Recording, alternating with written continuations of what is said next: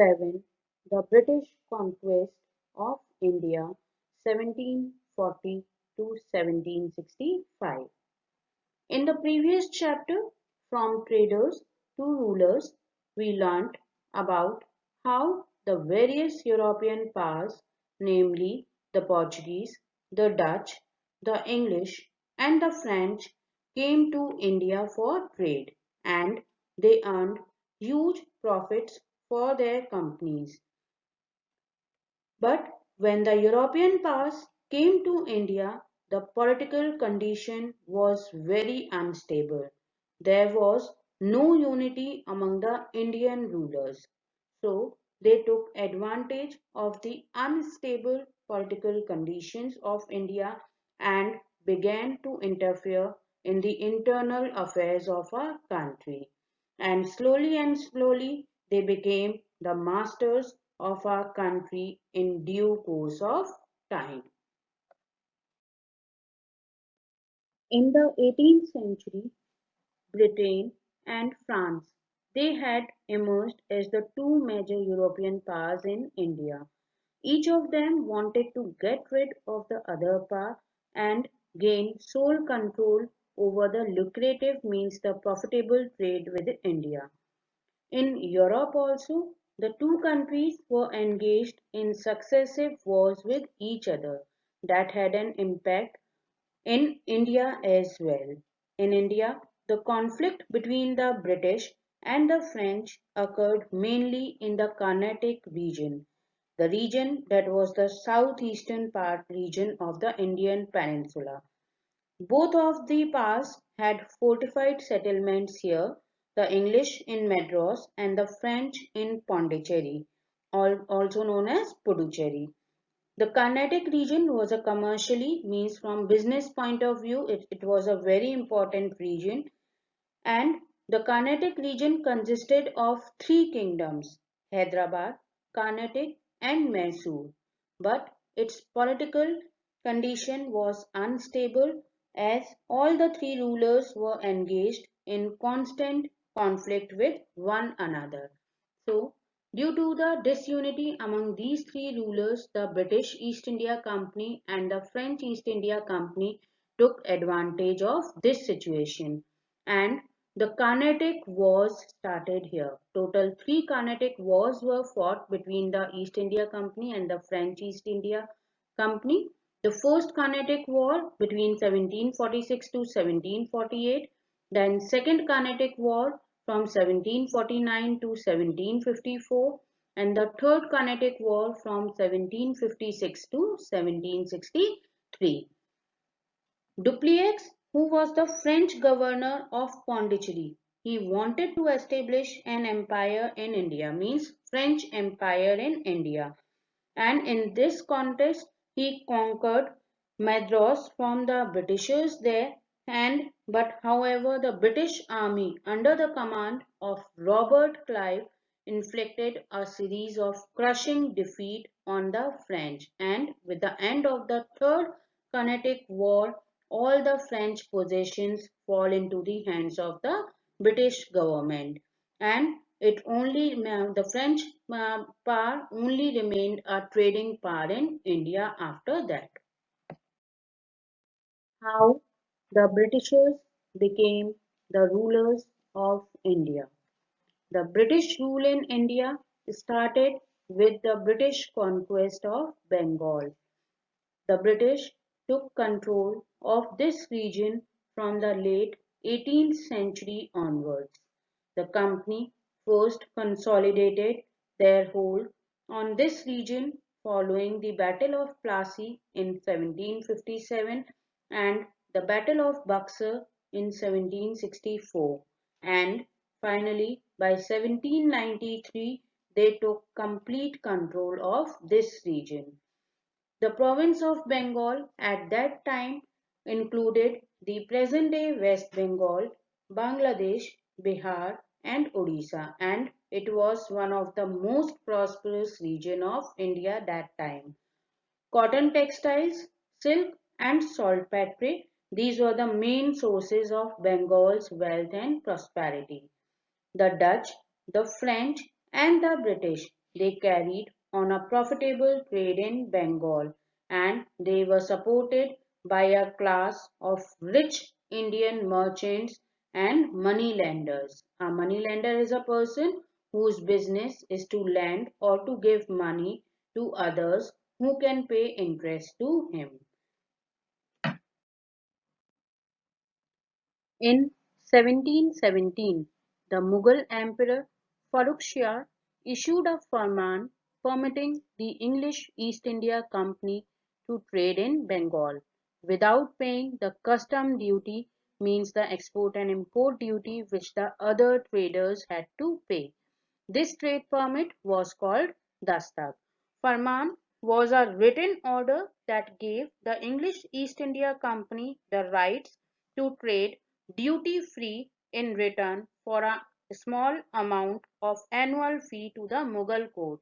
At that time, the annual fee, means the yearly fee which the company had to pay to the Mughal court, was 3,000 rupees only. Now here a question arises. Why only English East India Company was given this right?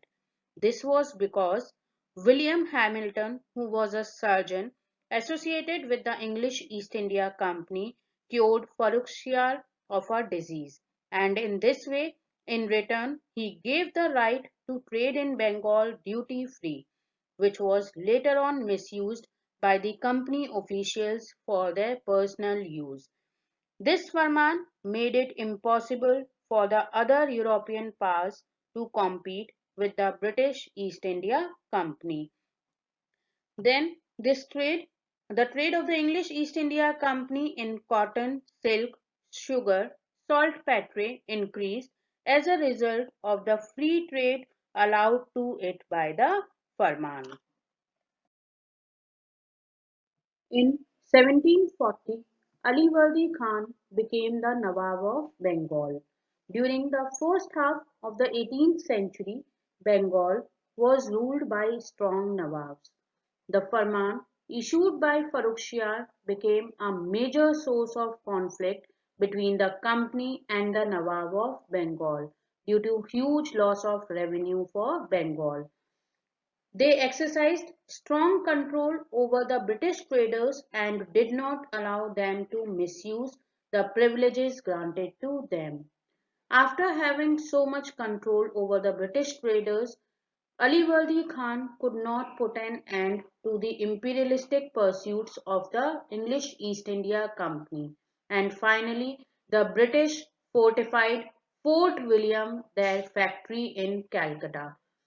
Alivardi Khan was unable to stop this, and after his death his grandson and successor Sirajud-Dowla took immediate steps and marched towards Calcutta against the Britishers, and he occupied Fort William on 26 June 1756. But in 1757 the Fort William was recaptured by Robert Clive, and many rights were restored to the English, means were given back to the English. Robert Clive was able to recapture Fort William again with the help of his military strength and political shrewdness.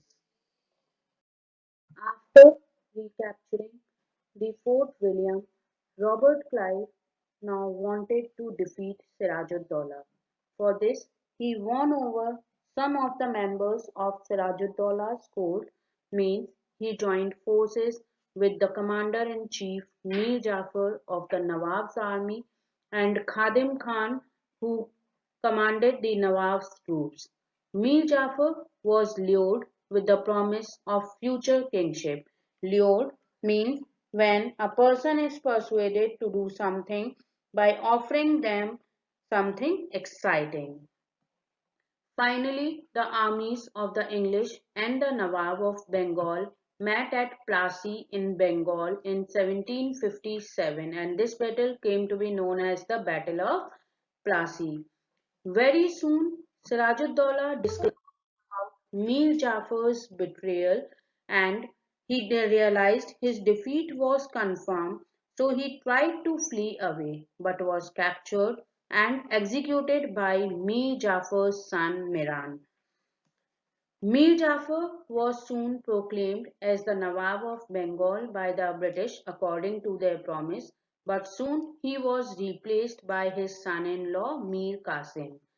The British were not just traders now. The Nawab was just a puppet in their hands to strengthen their position. The massive revenues the Britishers earned from Bengal used it to strengthen their army and to fund the wars of the Britishers fought later on.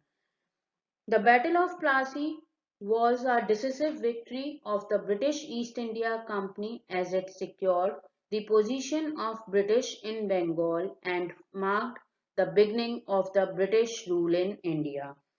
It also put an end to the dreams of the Dutch and the French to establish an empire in India. Mir Qasim, who was the son-in-law of Mir Jafar, was a very confident ruler, but his financial position was not much better than that of Mir Jafar.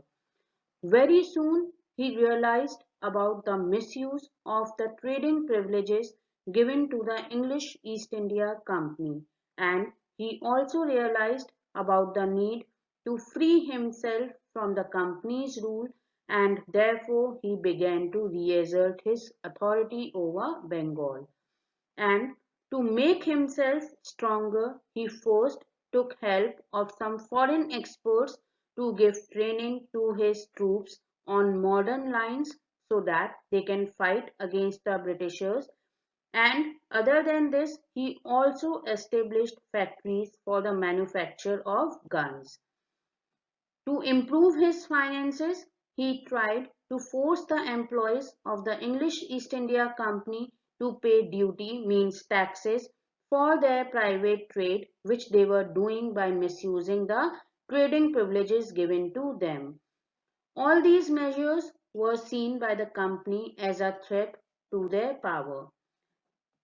When the company denied to accept the orders of the Nawab, he took a drastic step of abolishing all duties on internal trade, which means now the Indian merchants were on the same footing as the Britishers were, which means no taxes were to be paid by the Indians as well as the Britishers. The Britishers, means the English East India Company, could not accept this and they declared war on Mir Qasim, and after that a series of battles were fought in 1763 between the English East India Company and Mir Qasim at Katwa, Murshidabad, Giriya, Suti and Munger. After his defeat in a series of battles in 1763, Mir Qasim fled to Awadh and he made an alliance, means he joined hands with the exiled Mughal Emperor Shah Alam II and the Nawab Wazir of Awadh Shuja-ud-Daulah. The three allies clashed with the company's army in 1764 at Buxar, which was a small fortified town within the territory of Bihar, located on the banks of the Ganga River about 130 kilometers west of Patna. This battle came to be known as the Battle of Buxar, fought in 1764. In this battle, the alliance was completely defeated by the Britishers. The Battle of Buxar firmly established the British as masters of Bengal, Bihar and Odisha. This was an important victory for the British as it consolidated their power in India. Treaty of Allahabad, 1765. After the Battle of Buxar, the English power in northern India became unchallengeable.